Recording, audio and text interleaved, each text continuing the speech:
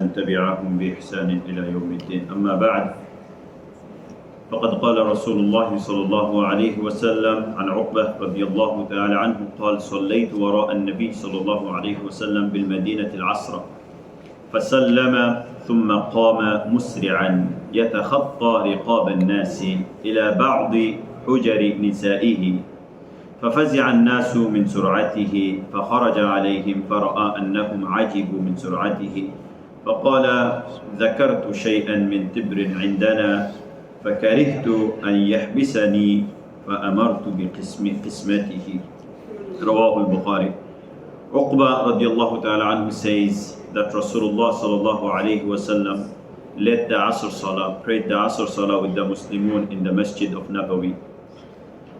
Then he said Salam, means finish the Salah with Salam.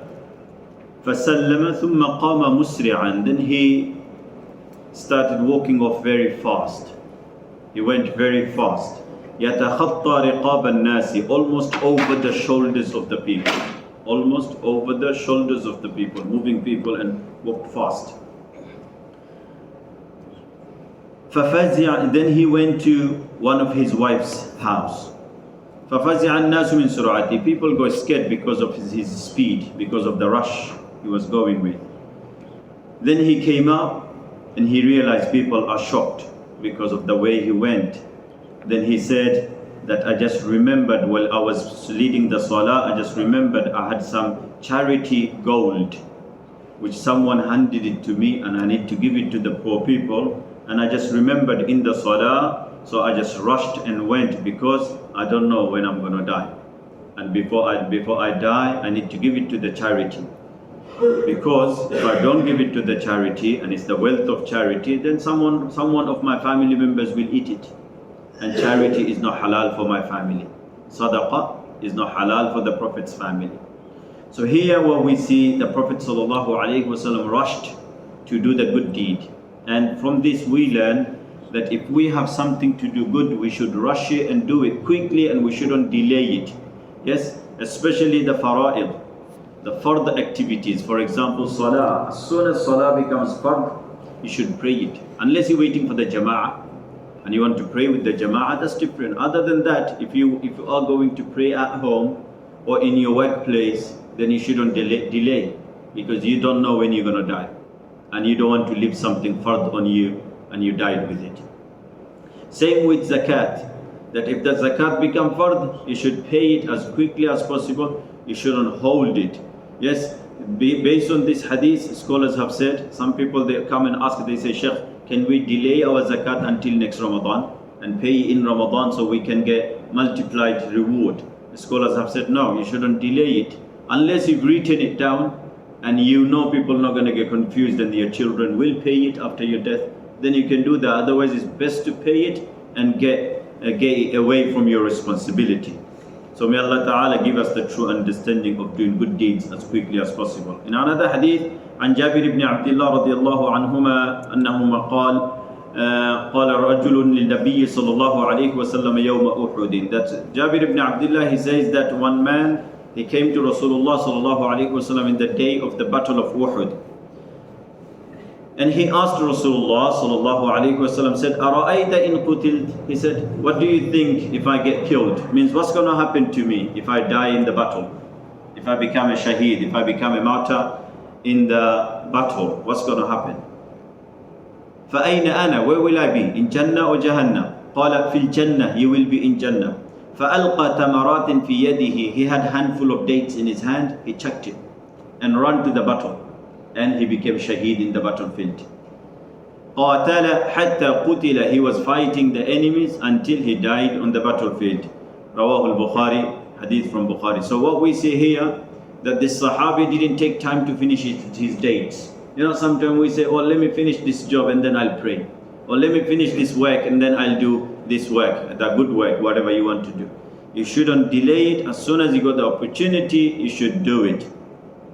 In another hadith, عن أبي هريرة رضي الله عنه قال جاء رجل إلى النبي صلى الله عليه وسلم. Abu Hurairah رضي الله تعالى عنه says, a man came to Rasulullah صلى الله عليه وسلم فقال يا رسول الله, he said, O Prophet of Allah, أَيُّ صَدَقَةٍ أَعْظَمُ أَجْرٍ. He said, which one is the biggest rewarding sadaqah? Which one is the biggest rewarding sadaqah?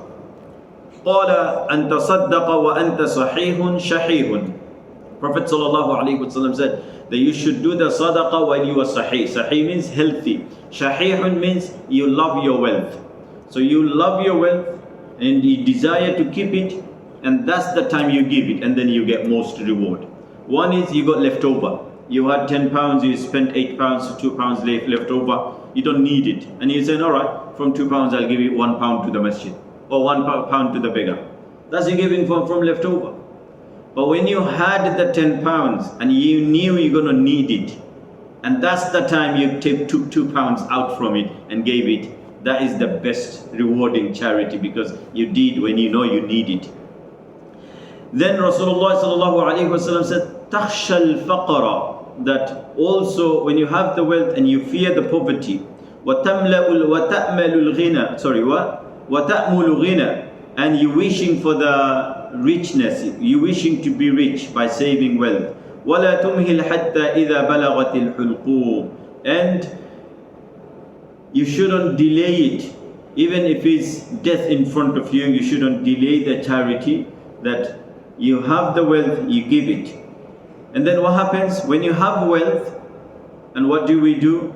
Sometimes we think, okay, we will keep this wealth.